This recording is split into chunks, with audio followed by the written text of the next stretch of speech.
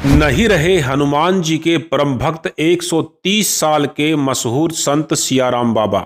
आज सुबह 6 बजे हुआ निधन तो चारों तरफ मच गई अफरा तफरी। अंतिम दर्शन के लिए उमड़ी भारी भीड़। 130 साल की उम्र में रोजाना 17 से 18 घंटे करते थे रामायण का पाठ। इस उम्र में खुद ही करते थे अपना सारा काम। आज के साधु संतों के लिए एक मिसाल थे सियाराम बाबा।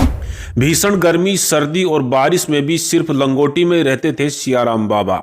दर्शन के लिए दूर दूर से आते थे भक्त। झंझोर कर रख देगी बाबा के जीवन की पूरी कहानी।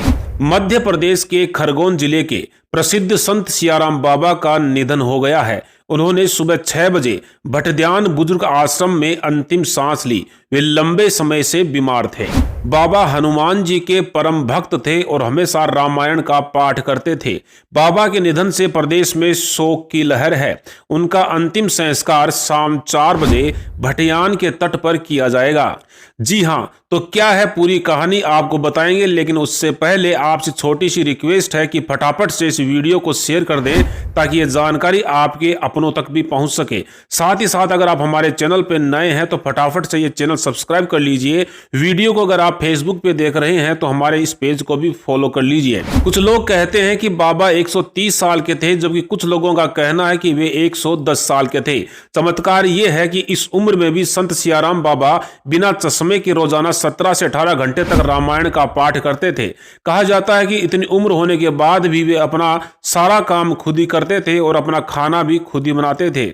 संत सियाराम बाबा हनुमान जी के बहुत बड़े भक्त थे। वे हमेशा रामचरितमानस का पाठ करते थे, चाहे भीषण गर्मी हो, भीषण सर्दी हो या फिर भारी बारिश। बाबा सिर्फ लंगोटी में ही रहते थे। कहा जाता है कि उन्होंने साधना के माध्यम से अपने शरीर को मौसम के अनुकूल बना लिया था। बाबा के शरीर की बनावट को देखकर ही अंदाजा लगाया जा सकता है कि वे दिव्य पुरुष थे। देश विदेश से भक्त बाबा के दर्शन के लिए आते थे। सबसे खास बात यह है कि बाबा अपने भक्तों से दान के रूप में सिर्फ 10 रुपए ही लेते थे। अगर कोई भक्त 10 रुपए से ज्यादा का दान करता तो वो उसे 10 रुपए लेकर के बाकी पैसे लौटा देते थे। सबसे खास बात यह है कि वो इन 10 रुपए को भी समाज कल्याण के लिए खर्च कर देते थे। कहा जाता है कि संत सियाराम बाबा ने नर्मदा नदी के घाट की मरम्मत के लिए करीब 2,57,00,000 रुपए का दान दिया था।